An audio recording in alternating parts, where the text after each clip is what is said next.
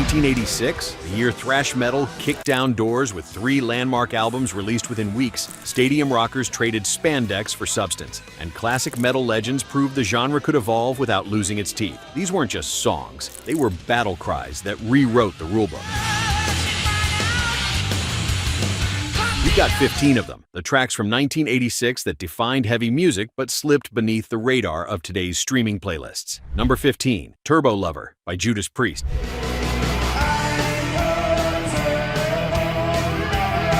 Producer Tom Allom gathered Judas Priest at Compass Point Studios in the Bahamas with a controversial plan: synthesizers and drum machines. Glenn Tipton had written the main riff on a Sequential Circuits Prophet 5 synthesizer, and the band decided to run with it.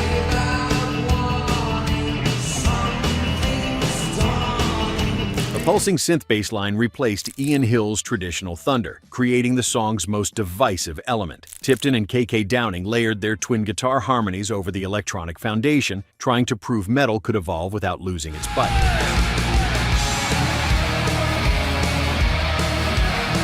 The single hit number 33 on the mainstream rock charts in a year when MTV's visual appetite peaked. Fans raised on Breaking the Law called it betrayal. The band called it progress. Decades later, the song's futuristic gamble opened doors for countless bands willing to experiment beyond traditional boundaries.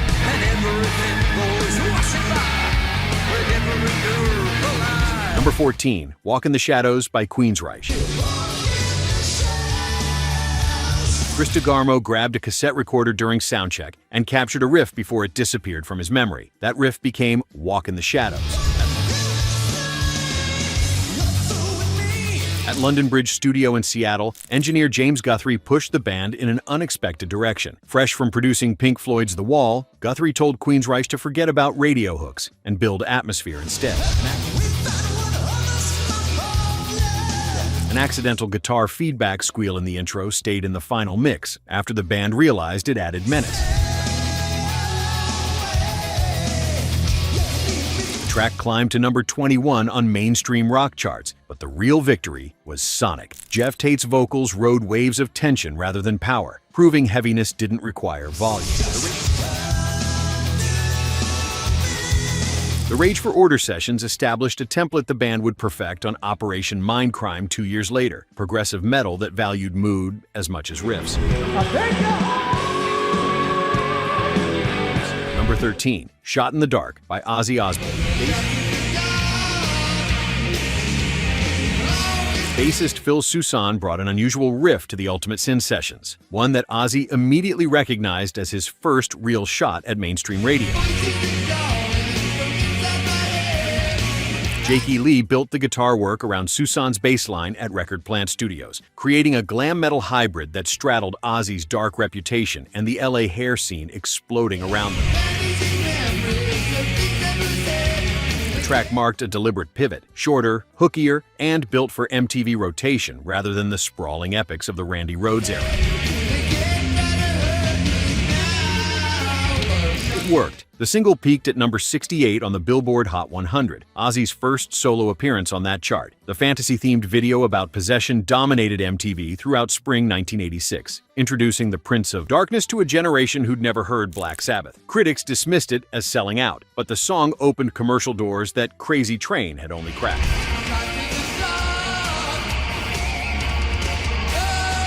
Number 12, In My Dreams by Dokken.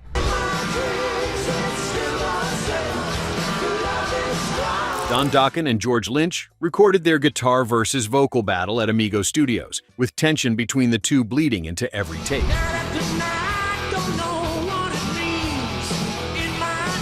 Producer Michael Wagoner pushed for a ballad, knowing power ballads were becoming the secret weapon for metal bands chasing crossover success. Lynch's melodic solo showcased technique without showboating, unusual restraint for an era of endless shredding.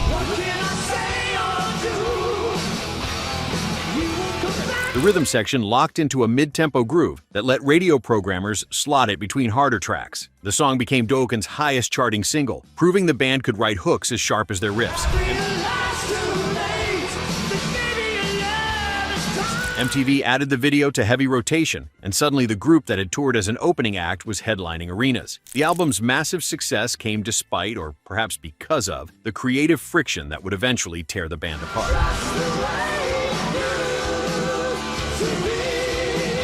Number 11, Shake Me by Cinderella.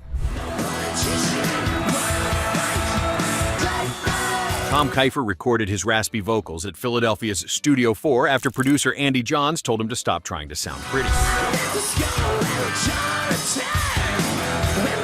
Johns, who'd engineered Led Zeppelin and Rolling Stones records, recognized authentic grit when he heard it. The band tracked live in the studio, capturing the raw energy of their club shows rather than polishing it away.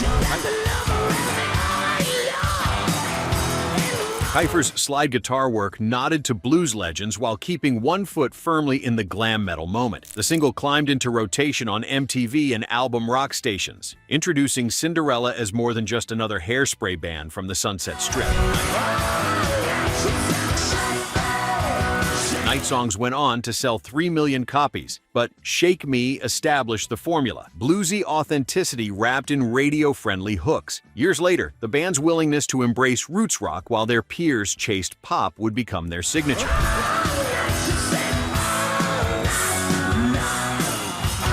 Let's pause here before we dive deeper. Which of these songs brought back a memory, a concert you caught, or maybe a tape you wore out in your car? And where are you watching from? We've got metalheads tuning in from Seattle, Detroit, Austin, Atlanta, and everywhere in between, all reliving the year metal went mainstream. Now let's dive into the top 10, where stadium anthems collide with thrash masterpieces that changed everything. Number 10, Dreams by Van Halen.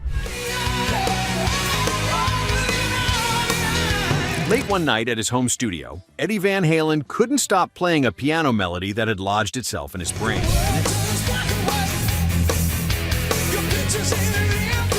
The next day at 5150 Studios, he played it for new singer Sammy Hagar, who immediately grabbed a cheap microphone and sang the entire vocal in one take. That scratch vocal, recorded on basic equipment with Hagar barely warmed up, became the final version on the album. Producer Don Landee tried to convince them to re-record it properly, but Eddie refused, insisting the raw emotion couldn't be captured twice. A song peaked at number 22 on the Billboard Hot 100, proving the band could survive David Lee Roth's departure.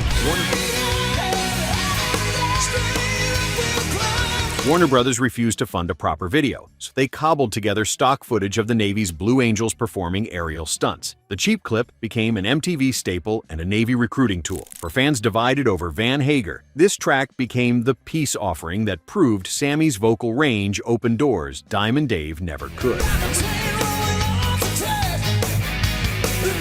Number 9, Why Can't This Be Love by Van Halen. The main riff came from a synthesizer, not a guitar, sparking immediate debate about whether this was still Van Halen. Recording at Eddie's home studio, the band leaned into keyboards harder than ever before.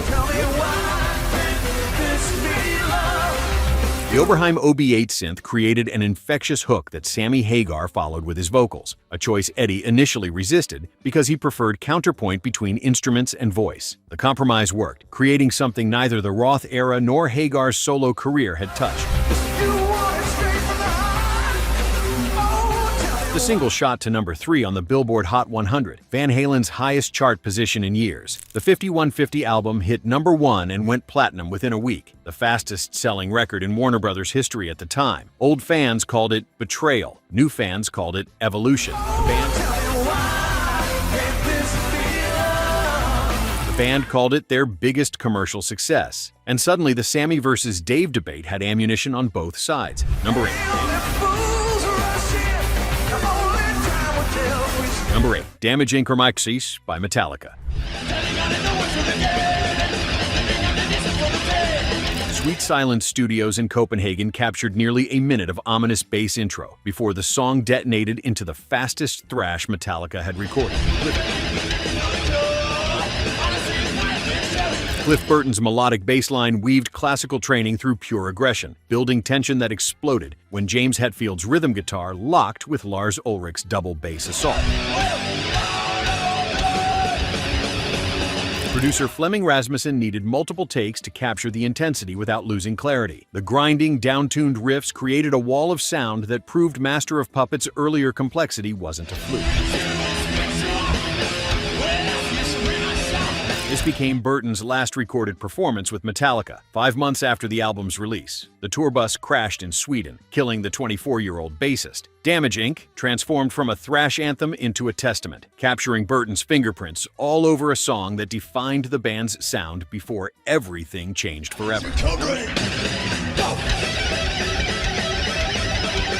Number 7. Wake Up Dead by Megadeth. Homeless and crashing at the band's rehearsal space in Vernon, California, Dave Mustaine scribbled lyrics on the wall about sneaking home to an angry girlfriend. Music Grinder Studios offered little luxury for the $25,000 budget from Combat Records, forcing producer Randy Burns toward creative solutions. Mustaine and Chris Poland traded lightning-fast guitar leads in the middle section, their dual attack creating a sound that separated Megadeth from Metallica's approach. The tempo shifts hit like whiplash, jumping from thrash to breakdown and back without warning. MTV surprisingly picked up the video despite thrash metal's underground status, giving the song unexpected exposure. The track showcased Megadeth's ability to write tight, radio-length songs without sacrificing technicality or speed. Capitol Records noticed, buying out the contract from Combat before the album even dropped. Wake Up Dead became proof that thrash could be commercially viable without compromise. Number 6. Wasted Years by Iron Maiden. Roland GR700 guitar synthesizer made an unusual noise during testing at Whistleord Studios in the Netherlands, and Adrian Smith turned that accident into the song's signature riff. Smith had written the entire track himself, a first for any Iron Maiden song, while reflecting on endless touring and time away from home. He initially doubted whether the synth-driven sound fit the band's style, but bassist Steve Harris heard the potential immediately and pushed to keep it. The slashing guitar intro, later echoed in other Maiden works, became instantly recognizable. Bruce Dickinson's vocals carried rare vulnerability for the band, trading epic storytelling for personal reflection. The single peaked at number 18 on the UK charts, becoming one of Maiden's most accessible songs without compromise. On German television, the band famously protested lip-syncing by swapping instruments mid-performance, with Dickinson grabbing Harris's bass while the bassist took over vocals. The rebellious moment became legendary, but the song's message about living in the present resonated deeper, turning it into a live staple for decades. Halfway through and the heaviest hitters are still coming. Where are you watching from right now? Shout out your city. We've got metalheads from Boston to Phoenix to tiny towns nobody's heard of, all remembering when these songs ruled the airwaves. Now buckle up for the final 5, where thrash metal's holy trinity delivered the most influential tracks in heavy music history. Number 5, Stranger in a Strange Land by Iron Maiden.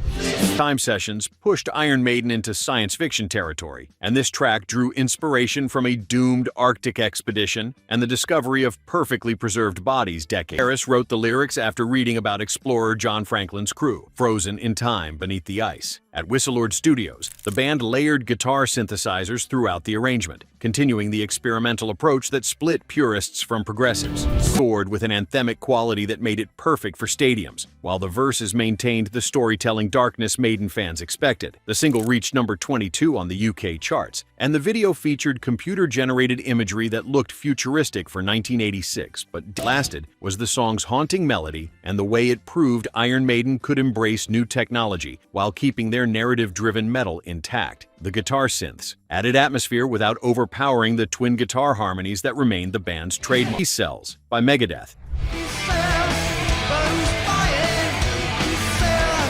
Dave Mustaine grabbed the bass guitar from David Ellefson's hands at rehearsal and immediately wrote the iconic opening bass line on the fretless instrument. The main riff came together within hours during a session with Chris Poland and Gar Samuelson. The Mustaine had scribbled the lyrics on the rehearsal room wall with a Sharpie because he didn't have paper, and whoever inherited the space after Megadeth moved out probably painted over them without knowing. The song's title came from a Reader's Digest article that asked, "Peace would sell, but who's buying?" Producer Randy Burns captured the aggression at the Music Grinder, and Capitol Records took notice immediately after buying the band's contract from Combat Records. The single never charted on the Hot 100, but MTV used the distinctive bass line as their news intro for nearly a decade. The music video showed a teenager watching Megadeth and war footage, arguing with his father about what counted as the news. That four-note bass intro became more recognizable than most #1 hits, turning Megadeth into thrash metal's bridge to mainstream consciousness.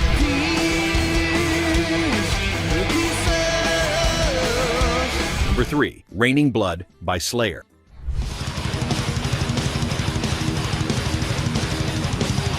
Producer Rick Rubin's first metal production began with a simple directive at Hit City West Studios: strip everything down and go as fast and heavy as possible. The opening featured atmospheric rain and thunder before Dave Lombardo's drums kicked in like a stampede. Tom Araya's bass followed with a menacing crawl that built tension for nearly a minute. Then the explosion. Kerry King and Jeff Hanneman's dual guitar attack, down-tuned and ferocious, created one of metal's most iconic riffs. The breakdown in the middle section, slower and heavier than concrete, became what many consider the first true metal breakdown, influencing hardcore and death metal for decades. CBS Records had refused to distribute Rain and Blood due to controversy over Angel of Death, forcing Geffen to step in.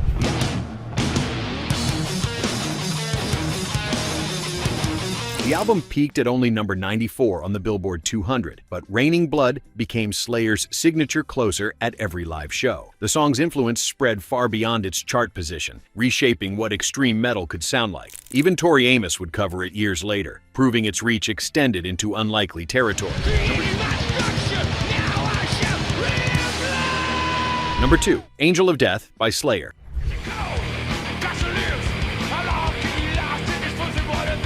Jeff Hanneman read everything he could find about Nazi Dr. Joseph Mengelé's experiments at Auschwitz, and the historical horror became the subject of Slayer's most controversial song. Tom Araya's opening scream at Hit City West took only 2 takes to capture, a blood-curdling shriek that immediately established the song's intensity. The riffs moved at breakneck speed, but the halftime breakdown in the middle added crushing weight. Hanneman and King's guitar solos spiraled into chaotic territory, abandoning melody for pure aggression and atonality. Columbia Records refused to distribute the album, citing both the subject matter and the artwork. Accusations of Nazi sympathizing followed Slayer throughout their career, despite the band insisting they were documenting history, not endorsing it. Geffen eventually released Rain and Blood, without their logo appearing on the cover. The controversy delayed the album by months, but Angel of Death became one of the most influential thrash songs ever recorded. VH1 later ranked it number 11 on their 40 Greatest Metal Songs list, and Rolling Stone placed it at 19 on their top 100 heavy metal tracks. The song never charted, but it changed metal forever. Number 1. Master of Puppets by Metallica. An 8-minute epic about addiction opened with one of the most recognizable riffs in metal history, and nobody thought it was too long. Flemming Rasmussen recorded the track at Sweet Silence Studios in Copenhagen, capturing layers of guitar harmonies and tempo changes that proved thrash metal could be musically complex. James Hetfield's rhythm guitar work was so precise, it became a masterclass in downpicking technique. The song shifted from thrashing verses to a delicate clean guitar interlude and back, refusing to follow verse-chorus-verse convention. Cliff Burton's bass moved independently from the guitars, adding melodic counterpoint throughout. Kirk Hammett's solo in the middle section, played over acoustic guitars, gave the song breathing room before the final assault. The lyrics confronted drug addiction head-on, with Hetfield's barked vocals declaring, "Master of Puppets, I'm pulling your strings."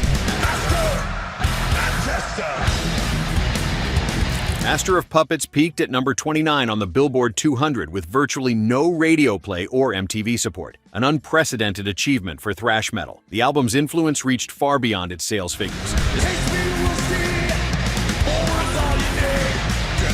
This was the title track that defined a generation of metal, the song that proved heavy music could be artistic and uncompromising. Decades later, it remains the gold standard for what thrash metal can achieve when ambition meets execution.